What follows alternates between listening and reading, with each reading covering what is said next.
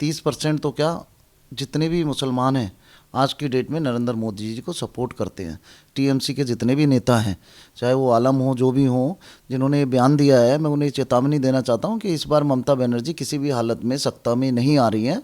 और पाकिस्तान बनाने की बात तो छोड़ दो, ऐसा करते हैं कि हम शेख आलम साहब आपको ही पाकिस्तान भेज देते हैं। अगर आपको पाकिस्तान से ज़्यादा प्यार है तो आप वहाँ पर बेरोजगारी की कगार पे, जैसे आप बंगाल को पाकिस्तान बनाना चाहते हो, ये हिंदू मुस्लिम सिख ईसाई कराना चाहते हो, ये हिंदुस्तान देश के प्रधानमंत्री नरेंद्र मोदी का हिंदुस्तान है, ये हर मुसलमान का हिंदुस्तान है। आपके बाप के नौकर नहीं है मुसलमान कि आप कह देंगे कि हम पाकिस्तान बनाएंगे और हम आपके पीछे चल देंगे। हमारे देश के प्रधानमंत्री ने सबका साथ, सबका विकास और सबका विश्वास लेकर के और हमें साथ लेकर के चल रहे हैं। किस बिहा पे आप कह रहे हैं कि मुसलमान 3 पाकिस्तान बना लेंगे? आपको पूरी कौम से, पूरी जनता से, पूरी अपील से आपको माफ़ी मांगनी चाहिए, पूरे देश से माफ़ी मांगनी चाहिए। आलम साहब, आपको बड़ी शर्म आनी चाहिए। हदीस के हिसाब से भी आपने जिस देश का नमक खाते हो उस देश से गद्दारी कर रहे हो। क्या लेना हमें पाकिस्तान से? आपका चाचा लगता है पाकिस्तान? हम हिंदुस्तान के हैं, हम हिंदुस्तान के लिए जान देंगे, हम हिंदुस्तान के सिपाही हैं, हम नरेंद्र मोदी के सिपाही हैं। आपने बोल कैसे दिया कि पाकिस्तान बनाएंगे आप? वेस्ट बंगाल में 27 तारीख से चुनाव होने वाले हैं और टीएमसी के नेता इस तरीके से भड़काऊ बयान दे रहे हैं। टीएमसी के नेता शेख आलम ये कहते हैं कि हम 30% हैं और वो हिंदू 70% हैं। वो 70% का सपोर्ट पाकर सत्ता में आ जाएंगे। शर्म आनी चाहिए उन्हें। देखिए, जिसने भी ये बयान दिया है मैं इसका खंडन करता हूँ, क्योंकि मैं भी इस देश में मुसलमान हूँ। मेरा नाम भी मोहम्मद शकील सैफ़ी है, राष्ट्रीय अध्यक्ष हूँ Republican party of India Athawale ji का।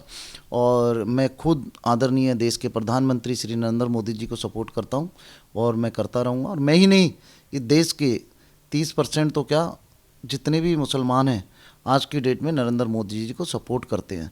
पहली बात, जिसने भी ये किया है उसके खिलाफ एक देशद्रोह का मुकदमा दर्ज करना चाहिए और मैं इसके खिलाफ कोर्ट में जाऊंगा कि ये सांप्रदायिकता, और मैं चुनाव आयोग से अपील करूंगा कि इसके ऊपर एक्शन लिया जाए और इनके ऊपर कार्रवाई की जाए। एक तरफ को ममता बनर्जी ये कहती हैं कि पीएम नरेंद्र मोदी यानी कि बीजेपी की तरफ से हमेशा धर्म की राजनीति की जा रही है और अब टीएमसी के नेता इस तरीके के बयान दे रहे हैं। देखिए, ममता बनर्जी बौखला चुकी है। टीएमसी के जितने भी नेता हैं, चाहे वो आलम हो, जो भी हो, जिन्होंने ये बयान दिया है, मैं उन्हें चेतावनी देना चाहता हूं कि इस बार ममता बनर्जी किसी भी हालत में सत्ता में नहीं आ रही हैं। और इसलिए ममता बनर्जी कभी टांग टूटने का नाटक करती हैं, कभी खंबे को 4 गुंडे बताती हैं, कभी जो है अपने आप को बताती हैं, जबकि उनकी सिक्योरिटी में लगे हुए लोगों ने ही ये कहा कि ये खंबे से अचानक उनकी दुर्घटना हुई और उन्होंने बोला कि नहीं, मुझे 4 गुंडों ने मारा, ये मारा। बौखला चुकी हैं। कभी वो व्हील चेयर पर चलती हैं, कभी वो देखा जाता है कारों में और उसमें, तो कभी वो कारों में चलती हैं। तो टीएमसी इस बार वहाँ पे सत्ता में नहीं आ रही है। इस बार नरेंद्र मोदी जी का, तेजस्वी प्रधानमंत्री श्री नरेंद्र मोदी जी का जादू चल चुका है, चाहे वो मुसलमान हों, चाहे हिंदू हों, चाहे सिख हों, चाहे ईसाई हों। और ये इसी तरह के भड़काऊ भाषण इसलिए देना चाह रहे हैं कि मुस्लिम अब समझ चुका है कि ये लोग टीएमसी वाले जो है भड़काने के काम कर रहे हैं और इन्होंने 15 साल में बंगाल का नाश करके रख दिया और अब ममता बनर्जी को कोई लाइक नहीं कर रहा है। क्योंकि और ममता बनर्जी, मैं आपको ये चेतावनी देना चाहता हूँ कि अगर आप बोलें, मैं अभी नाम नहीं खोलना चाहूँगा, आपके 5 मेंबर ऑफ पार्लियामेंट सिर्फ अभी इसी कतार पर है जो आप आज बोलें तो मैं आज उन्हें बीजेपी ज्वाइन करा सकता हूँ। मैं आपको चेतावनी दे रहा हूँ कि आपके 5 मेंबर ऑफ पार्लियामेंट, वो भी लोकसभा के, हमारे टच में हैं, जो हमने अभी रोका हुआ है। और जो आपके नाम भी खोलना चाहूँ तो मैं भी नहीं खोलना चाहता, 5 सांसद भी आपको और छोड़ के जाने वाले हैं। और धीरे धीरे लोग समझ रहे हैं कि आप अपने भतीजे को मुख्यमंत्री का खेल खेल रही हैं। इस बारे में जनता समझ चुकी है, आपके सांसद समझ चुके हैं। सांसद और विधायक आपको छोड़ के जा रहे हैं और आपके 5 सांसद और माननीय गृह मंत्री श्री अमित शाह जी के नेतृत्व में और माननीय श्री नरेंद्र मोदी जी के नेतृत्व में आपको छोड़ करके जाने वाले हैं। और आप भी सत्ता को बाय बाय करके हल्ला बोला। वेस्ट बंगाल के चुनाव को लेकर शेख आलम जिस तरीके का बयानबाजी दे रहे हैं और उसके बाद शेख आलम ये तक कहते हैं कि हमारी जो मुस्लिम आबादी है, अगर वो एक साइड आ जाए तो हम 4 नए पाकिस्तान बना सकते हैं। देखिए, ये सीधा सीधा देशद्रोह का मुकदमा दर्ज होता है और मैं चुनाव आयोग से अपील करता हूं। और मैं अपील ही नहीं, मैं चुनाव आयोग जाकर के अपने कार्यकर्ताओं के साथ, अपने लीडर से बात करके, माननीय रामदास अठावले जी से, मैं इनके ऊपर एफआईआर दर्ज कराने की कोशिश भी करूंगा। और पाकिस्तान बनाने की बात तो छोड़ दो, ऐसा करते हैं कि हम शेख आलम साहब आपको ही पाकिस्तान भेज देते हैं। अगर आपको पाकिस्तान से ज़्यादा प्यार है तो आप वहाँ पर बेरोजगारी की कगार पे, जैसे आप बंगाल को पाकिस्तान बनाना चाहते हो, ये हिंदू मुस्लिम सिख ईसाई कराना चाहते हो, ये हिंदुस्तान देश के प्रधानमंत्री नरेंद्र मोदी का हिंदुस्तान है, ये हिंदुस्तान शकील सैफी का हिंदुस्तान है, ये हर मुसलमान का हिंदुस्तान है। आपके बाप के नौकर नहीं है मुसलमान कि आप कह देंगे कि हम पाकिस्तान बनाएंगे और हम आपके पीछे चल देंगे। हमारे देश के प्रधानमंत्री ने सबका साथ सबका विकास और सबका विश्वास लेकर के और हमें साथ लेकर के चल रहे हैं। किस बिहा पे आप कह रहे हैं कि मुसलमान 3 पाकिस्तान बना लेंगे? इनको तुरंत चुनाव आयोग से अपील है, इनको तुरंत जेल में डाला जाए। और यहाँ पर इसके बाद शेख आलम की तरफ से ये भी कहा जाता है कि हम जितने भी मुसलमान हैं वो अगर एक साइड पे आ गए तो 4 नए पाकिस्तान बना लेंगे। इसके बाद वो ये भी कहते हैं कि फिर ये जो 70% हिंदू हैं ये कहाँ जाएंगे? देखिए, ये देश माननीय प्रधानमंत्री नरेंद्र मोदी जी का है, सबका साथ सबका विकास सबका विश्वास साथ लेके चल रहे हैं। ये देश हिंदुओं का भी है, ये देश मुसलमानों का भी है। मगर मैं चुनाव आयोग से अपील करूंगा कि इसके खिलाफ कड़ी से कड़ी कार्रवाई करें और इसे सजा दी जाए। और अगर आपसे सजा न दी जाए तो हम बंगाल जाके इसको सजा देते हैं। कोई मुसलमान इसके बाप के नौकर नहीं है, ये लाइमलाइट में आने के लिए ये कर रहा है। हम लोग इसके नौकर नहीं, हम लोग इसके गुलाम नहीं है। हम भी मुसलमान हैं, हम भी कलमे के शरीक हैं। और कुरान मजीद में भी लिखा है कि जिस देश का नमक खाते हो, जिस देश की रोटी खाते हो, जिस देश का अन्न खाते हो, उस देश का मुसलमान उस देश के साथ वफादारी करे। आपको पूरी कौम से, पूरी जनता से, पूरी अपील से आपको माफ़ी मांगनी चाहिए, पूरे देश से माफ़ी मांगनी चाहिए। आलम साहब, आपको बड़ी शर्म आनी चाहिए। हदीस के हिसाब से भी आपने जिस देश का नमक खाते हो उस देश से गद्दारी कर रहे हो। क्या लेना हमें पाकिस्तान से? आपका चाचा लगता है पाकिस्तान? हम हिंदुस्तान के हैं, हम हिंदुस्तान के लिए जान देंगे। हम हिंदुस्तान के सिपाही हैं, हम नरेंद्र मोदी के सिपाही हैं।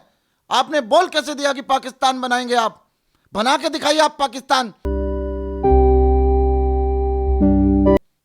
अच्छा सर, ये वैसे ममता बनर्जी हमेशा हर बात को लेकर बयानबाजी करती हैं। आज उनके नेता इस तरीके से पाकिस्तान बनाने की बात कर रहे हैं और ममता बनर्जी की तरफ से एक भी स्टेटमेंट नहीं आई सारी चीज़ों को लेकर।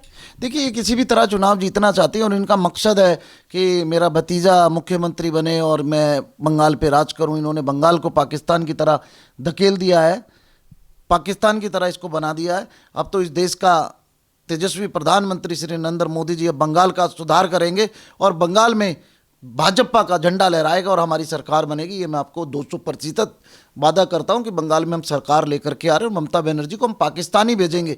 पाकिस्तान से बड़ा प्यार है ममता बनर्जी को और उनके मंत्रियों को। हम आपके लिए एक फ्लाइट स्पेशल में आदरणीय नरेंद्र मोदी जी से अपील करके आपको पाकिस्तान भेजूंगा और आपके हाथों में कटोरा देके पाकिस्तान में भीख मंगवाएंगे हम लोग। सर, ये भी बात है कि जिस तरीके से टीएमसी हो या फिर अन्य तरीके की पार्टी हो, उनकी तरफ से हमेशा यही एजेंडा क्यों चलाया जाता है कि जो बीजेपी है वो सिर्फ हिंदुओं के लिए करती है? जिस तरीके की बात, ये जो स्टेटमेंट आई है, इसकी तरफ से तो यही कोशिश की जा रही है कि बीजेपी सिर्फ हिंदुओं के लिए करती है। क्या ऐसा कुछ है? देखिए, मैं मुसलमान हूँ, मैं अपने ऊपर भी कहता हूँ, मैं रिपब्लिकन पार्टी ऑफ इंडिया से राष्ट्रीय अध्यक्ष हूँ। मैं पहले भी आपके चैनल के प्यारा हिंदुस्तान के माध्यम से कह चुका हूँ कि जिस मुसलमान का काम ना होता हो मुझे बताएं। आज भाजपा की सरकार सबसे ज़्यादा मुसलमानों को काम कर रही है और मेहनत कर रही है। आज हम सब मुसलमान, अभी लाखों, मैंने सभा की थी, हज़ारों लोग मेरी सभा में मुस्लिम और माएँ बहनें आई थी। हमने सब ने कहा कि हम आज आदरणीय नरेंद्र मोदी जी का और अमित शाह जी का बाहें फैला करके स्वागत करते हैं। और 2014 में लोगों ने भ्रम फैलाया था, लेकिन 2019 में स्पष्ट करके दिखा दिया। मुस्लिम कॉलोनी में उत्तर प्रदेश में खास करके सबसे ज़्यादा, जबकि मुसलमान हैं, सबसे ज़्यादा मुसलमानों की औरतों ने और मुसलमानों ने वोट दी और इसीलिए प्रधानमंत्री मोदी जी की 300+ सीटें आई। आज ये जो बकवास कर रहे हैं कि मुसलमान 3 पाकिस्तान बना लेंगे, ये सिर्फ लाइमलाइट में आने के लिए। इनकी खुद की औकात नहीं है, इनके खुद के बच्चे भी इन्हें वोट नहीं करेंगे और खुद की पड़ोस भी इन्हें वोट नहीं करेगी। अच्छा सर, ये भी सवाल है कि अभी आए दिनों में जिस तरीके से बंगाल में रैलियां हो रही हैं, योगी सीएम आदित्यनाथ भी वहाँ पर रैलियां कर रहे हैं, तो प्रभाव पड़ेगा कितना? क्या चीज़ें बदल सकती हैं वहाँ पर? देखिए, नरेंद्र मोदी जी ने जिन जिन की ड्यूटी लगाई वहाँ पे सब कर रहे हैं। वहाँ पे माननीय योगी आदित्यनाथ जी प्रचार कर रहे हैं, मुस्लिम लीडर हमारे शाहनवाज हुसैन जी वहाँ पे प्रचार कर रहे हैं और हमारे बहुत से ऐसे नेता जो वहाँ प्रचार कर रहे हैं। मैं आपको ये बता दूं कि हम सरकार बना रहे हैं और ये मैं आपको मई में जब रिजल्ट आएगा आपको बताऊंगा और आपके चैनल के माध्यम से बंगाल की जनता को और देश को बधाई दूंगा। हमारी सरकार वहाँ पे 200% आ रही है। हाँ, यहाँ पर जिस तरीके की स्टेटमेंट ममता बनर्जी की तरफ से की जा रही है, एक तरफ ममता बनर्जी के जो मंत्रिमंडल है उनकी तरफ से जो नेता निकल कर आ रहे हैं, यानी कि ये जो शेख आलम है इस तरीके की बातें करते हैं कि मुस्लिम अगर एक साइड आ जाए तो 4 पाकिस्तान बना लिया जाएगा, 4 पाकिस्तान बना लेंगे। और एक तरफ ममता बनर्जी हैं जो देवी पाठ पढ़ रही हैं, मंदिर जा रही हैं। उन्हें आज से पहले तो कभी मंदिर में जाने की ज़रूरत नहीं पड़ी।